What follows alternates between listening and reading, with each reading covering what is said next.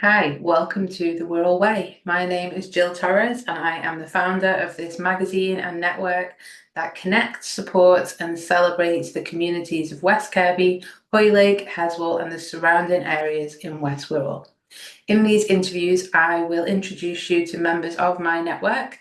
These are people in our local community that are running businesses, running charities, hosting events, and doing some other wonderful stuff so that you can meet them, get to know them, and find out how you can get involved in some of the great things that are happening in West Wirral at the moment. Hi there, I'm here this morning with Kay Finlay from Making Memories, Not Just Travel. Kay is a personal travel consultant here on the Wirral, and we're going to have a little chat this morning about all things travel, about any tips that Kay can give us for how to book your holidays to get the best discounts, to get the best locations, best packages, things like that. So Kay's a mine of information on all of this stuff. Welcome, Kay. Hi, good morning. Thanks for having me. Yeah, you're very welcome. So let's tell us a little bit just about what you do to start off with. What do you do for people? So, as you introduced me, I'm a personal travel consultant. So, what that means is I book and look after my clients' holidays. So, it could be a family come to me and say that they're looking for something for the summer, and I'll find the ideal holiday for them. It could be that I have a middle-aged couple come and they want to go island hopping in Greece, or somebody wants to go further afield and do an escorted tour, and I can help them plan and book all of that. Some of my clients come to me with the ideas that they've already had. Some already know the exact holiday they want. Some of them have a brief outline, and some of them really don't know and are open to suggestions. And I can help them with all the steps of the planning of that, looking after them before they go away, while they're away, and then when they come back too. Fab. So one thing that I was interested in is if someone knows the exact holiday they want, what is the benefit of coming to you? So whoever you book a holiday with, whether you book it with a supplier online or you book it with an independent travel agent, there is a commission involved in that. I get my commission from the supplier, so it doesn't cost my clients any more than if they booked directly. I look after their booking, so I will, if there's any changes to the flights or there's any problems with the holiday, I'll be the one on the phone to my suppliers who I have personal relationships with. So I'm not, my clients aren't in a queue with the tour operator trying to get things changed if they needed something changing. Before they go away, I will get their IPI information and I'll do their checking in online. I'll print out the boarding passes or have them sent to their phones, their boarding passes on the phones, whichever way they want it. And I then will contact the hotel and give the hotel any special requests. I always ask for an upgrade. I can't guarantee an upgrade, but I do always ask for an upgrade. I often have wine put in the room, and if my clients have a specific part of the hotel they want to stay in, I can try and arrange that. None of it's guaranteed, but I do have a very good success rate.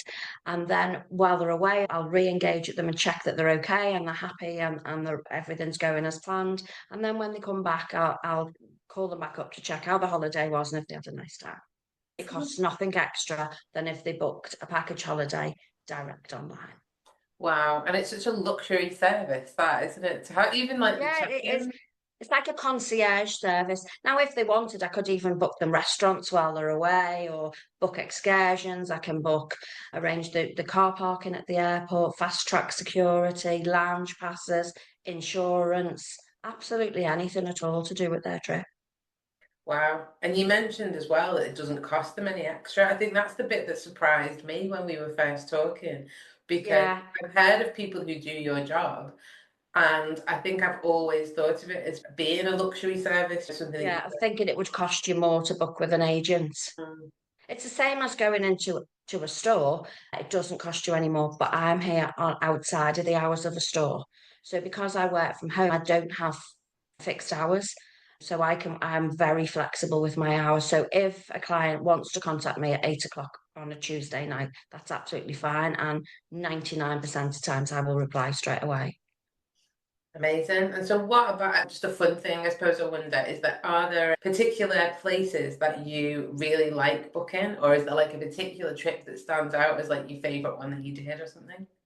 I like booking something bespoke. So where where there may be two or three centres, and we're looking at different hotels for them and booking the transfers in between. But I like booking cruises too, because cruises is one of my favourite types of holidays. So I like booking cruises because cruises, there is a right cruise for everybody and there is a wrong cruise for everybody too. And if you go on the wrong cruise on your first cruise, you'll never want to cruise again. If you go on the right cruise, your first holiday, your first time cruising, you'll love it and want to keep going back. So it's Okay. important to get the right cruise for the right client. So tell me a little bit about cruises then, tips for booking those. Cruises, you can book late on a cruise, but what you're left with is what's left. So cruises are released. Some cruises are now released up to early 2027. So it's important to book a cruise early. If you want a specific cabin or in a certain area, and you want to make sure you're not below the dining room so the chairs are waking you up in the morning as the chairs are scraping, or you don't want to be below the swimming pool deck when you hear the sunbeds being scraped, book that early so that you then can have the pick of where you want your cabin to be. There's such a range of cabins on ships, ranging from an inside, I wouldn't say cheap and cheerful, but it's the lower end of the right up to penthouses and to real luxury suites. So depending on you where you want to fit, if you wanted a luxury suite, there are far less of them. So you need to book them well in advance to make sure you're getting the cabin or the suite that you want. Okay, great to know. And what about, are there any particular cruises that like you've, obviously it's going to be different for different people. You said there's a right cruise for everyone, but are there particular ones that like you've got your eye on at the moment that are great or things that you would Yeah, recommend? my very first cruise was with a company called Norwegian Cruise Line, and I cruised to the Caribbean from New York. So when it's your first cruise, you have a little bit of an affinity to that cruise line. And I like them because they're not rigid. There's no formal nights. There's no dressing up. Some people love the dressing up, but that's not for me. I like to go and have a nice meal, a few drinks, maybe a comedy show, a theatre show, has all of that, but it doesn't have the formal nights. And that's one of the things I love about it. The other cruise line I also love is Virgin Voyages. They're an adult only cruise line. I've been with them 3 times, and their food is sublime. They have all the dining is specialty dining, but it's all included in the price. It's not just a buffet, and the cabins are real quirky. Each cabin has a hammock on each balcony cabin or above has a hammock on the balcony, so you can sit on your balcony watching the, I wouldn't say the world go by, but watching the sea go by. It's a special cruise line, so they're my two favourites. Oh, lovely. Where have you been with the Virgin ones? I've done similar cruises. I cruised from Barcelona. In fact, all of them have been from Barcelona. So Barcelona, round Spain, and it has an overnight in Ibiza, which is good fun as well because the ship stays in Ibiza overnight. So most guests get off and have a night out in Ibiza and the next day in Ibiza too. I've been to Cannes, Toulon, Barcelona, Rome. So it's all really quite varied. But next on my list is they also cruise out of Athens, which I've not done yet. So around the Greek islands. So that's the next one, the next Virgin one I want to do anyway. Oh, fantastic. Let me think. There was a few things I was going to. Oh, I know. So the other thing that I'd like to ask you about is general tips for people. Personally, I can be quite last minute when I book anything. I might have things in my mind that I want to do in the future, but I end up booking something last minute, just what Airbnb can I find, things like that. For someone like me, and I also mentioned to you before we started recording that some of the bigger trips that are in my mind, the admin of it can put me out. Oh, I need to research that. I need to do that. So Yeah. for someone who might be like me, what tips have you got for how to approach travel maybe a bit differently and how to use you within that as well? I suppose that my first tip would be use me or the equivalent of me. Use a travel consultant. Even if you don't use me, use a travel professional to help you with your holiday. Because as I said before, it doesn't cost you anything more, but you are getting that extra peace of mind. Do book in advance if you can. There is still availability as a last minute, but you are getting last minute. You aren't getting the perhaps the hotel that you really would have wanted. Do consider booking your parking at the airport. The sooner you book, the earlier that you book, the cheaper your parking is at the airport. It's great value to book a lounge at the airport too. Includes all your food and drink. Again, the earlier you book, the cheaper it is. So it really is about being that a little bit more organised just to get the very best that you can get. And you can spread the cost, of course. I do a direct debit scheme. So if people want to spread the cost by direct debit, they can do. Oh, that's good to know. Tell me about lounge. Do you know what? I've never booked a lounge in a hotel. Tell me about, not in a hotel, in an airport. So what do you get with that? And do they have them at Liverpool Airport? Yeah, they've got them they have them at all airports that I've been to anyway. So you book your time slots, usually 2 hours before departure. I think it can be up to 3 hours, but it's usually about 2 hours before your departure. You go in, your drinks are included, whether they're soft drinks, tea, coffee, or alcoholic drinks. Quite often champagne's not included. So if you're a champagne drinker, it mightn't be for you. But then there's food as well, there's snacks, there's meals. But what's nice about it is it's not manic. So whereas the rest of the airport is mad busy and you can't find a seat or you're sharing a table with somebody you don't know, it's not like that at all. It's much more chilled and relaxed. They've still got the screens up telling you what time your flight is to go to the gate. There's Wi-Fi included. There's newspapers and magazines in there. It's just a nice, relaxing start to your holiday. That sounds wonderful. And I feel like the picture that you're mostly painting here for us is that everything sounds a lot smoother. Like sounds like Absolutely, such yeah. a luxury. Even just you telling us about that and then saying, and I've done the check-ins for you and I've done that. So a lot of the stress that goes into travel, of the actual travel bit, you're taking that away by the sounds of it, which is Other than going to the airport and putting your cases in for you, it really is all organised. It's you do just go and then drop your cases off when you get there. I would recommend getting the fast track security because it saves. You never know when you get to the airport whether there's 500 people in the queue in front of you or 20 do, and you don't know whether it's going to be manic or not. For the sake of it's not very much money, and quite often I throw that in anyway. That get the fast track security, and it's just easier than being stressed while you're pulling all your stuff out your bag to put through the scanners, and it just takes that little bit of pressure off. Because a lot of people do find the airport stressful, don't they? yeah. And also these are just great tips for general travel, aren't they? Book in advance, book the lounge, get the fast track, all of these things that I don't often think about stuff like that, and it's for the amount of money that they would be. Yeah, it would make it so much smoother. And then, of course, like you I've say, booked to going go to the away with gym. my friends next July, and they're already booked. All of them things are already booked, like just to make it just a little bit nicer. Lovely. I'm interested in how you got into this as well, because you had quite a big shift in your career, didn't you? You haven't always been a travel consultant, and I think it's No, quite an for inspiring story that you got into this like later on in your life and had quite a big change. So can you tell us a bit about that story? yeah, so I worked for our family business. So it was my dad's business, and we were in double glazing. So I worked for my dad from I was 21. And when I hit 50, I'd been there 29 years. Dad had retired, and I was running the business. But it didn't fill me with any joy. It was more of a job. It was dad's dream, not my dream. And I was going to work every day, just going to work really.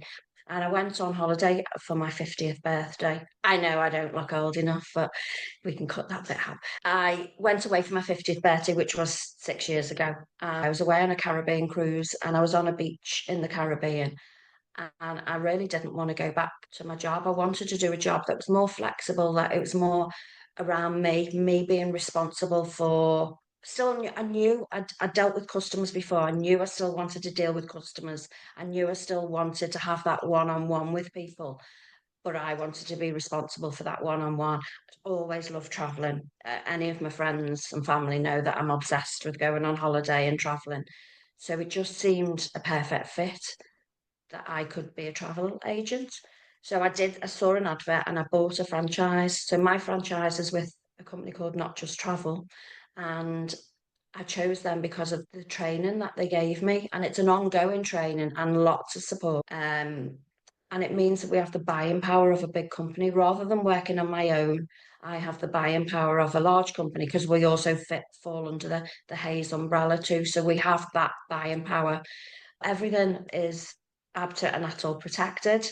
So there really is no worry to the client, and that's what attracted me to them as well. And that's why I changed career. And I just absolutely love making people's holidays even better than they are. I love Yeah. it.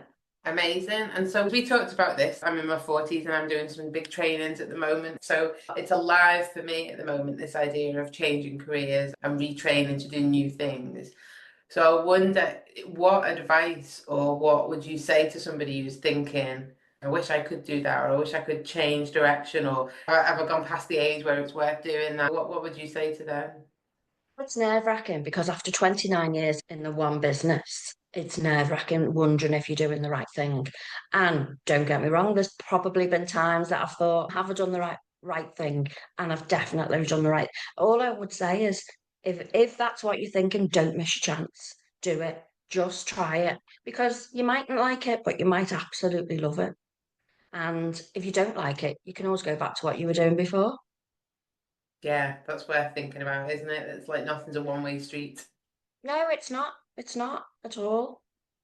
Any other tips or things that you want to tell people? I know, maybe just about the way you work. So, what would be the process if someone comes to you?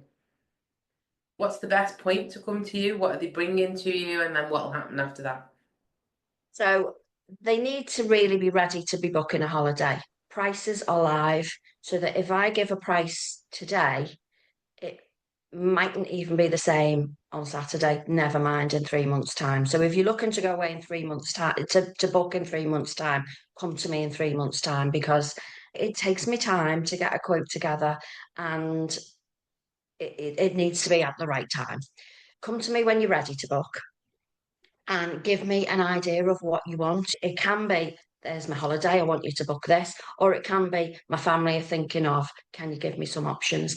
It's usually best if we have a conversation so that I can find out what you love about going on holiday, where you like to go, what type of things you like to do when you're there, what you like to eat. Do you want to be all inclusive or do you like to go out of an evening and pick a restaurant? All them type of things. What grade of hotel do you like? Are you happy with a small, simple hotel, or do you want a big hotel that's all singing, all dancing, and it's got all sorts for the kids? That's why we really need to have a chat.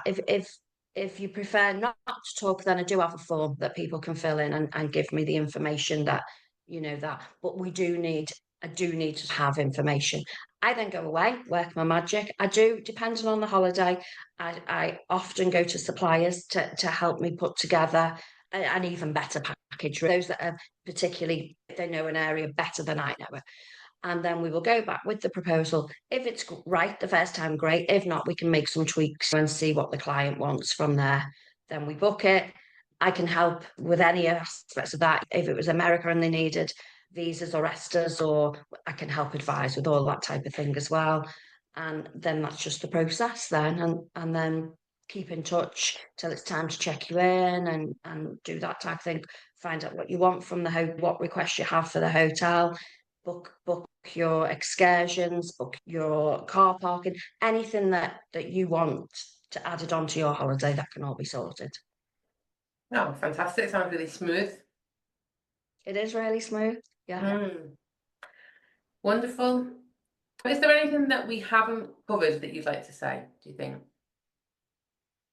No, January and February are the busiest months in travel. It's called peaks, and people will notice as soon as Boxing Day hits, the adverts will be on the TV for holidays. That's when there are all special offers and great deals on good child, free child places, etc. So if you're thinking of going on holiday, don't miss out on getting the good deals that are available in January and February. And I will be working flat out. It is a manic month. It's a manic 6 to 8 weeks, really. So to do get in touch when you're looking to book your holiday after Christmas. Because Good, most people do book January, February for their summer holiday the same year. good tip. Given that January, February is when there's offers and stuff available, but it's also when you're busier, would someone getting in touch with you in December be a good idea? Or is that like, Absolutely. Yeah. yeah, Yeah. That's not a problem at all. It's just that most people start thinking once Christmas is over. They want, we're in the dreary January and they want something to look forward to. Absolutely. People book holidays for all year. The people don't just go away in the summer. I've got clients going away this month and next month as well, depending on what type of holiday they want. But the people who are predominantly booking for the summer will be looking January, February. Oh, that's another thing I could ask actually, is just if someone does want to go away, like I think I'm going to go away in January, I want to break up the winter. Where do you recommend for that? It depends whether you want to go short or long haul. If you wanted short haul, nice constant weather in the Canaries. It's not going to be roasting hot, but it will be very pleasant, as will Cape Verde, Egypt. Tunisia will also be very pleasant. Not going to be roasting, but it depends what you want. If you wanted hotter, more consistent weather, the Caribbean or over the other way to Asia. So Thailand, Vietnam, that type of place. That's their peak time is January, December, January, February. So it's when the great weather is. Excellent, thank you. So I think we've probably covered most of what we want to talk about in terms of you and your story and things like that. There's a few set questions I usually ask everybody at the end of these interviews. At first one of which is, where do you like to spend your time on the Wirral? So these are for recommendations by local people, for local people, or for people who are new to the area. Where do you like on the Wirral? We're all so lovely, isn't it? We've got beaches, we've got countryside, we've got towns. We're near Chester, we're near Liverpool. So I've lived in the Wirral all my life, and I just think we're so lucky living here. Recent little shop that I've discovered in Oxton Village called Manny's Market. It's a little deli, and that's a really lovely place to shop. It's got fresh meat, fresh veg, all different store cupboard ingredients, and it's just lovely. There's just some lovely products there. It's only been open a few weeks, but I've been a few times.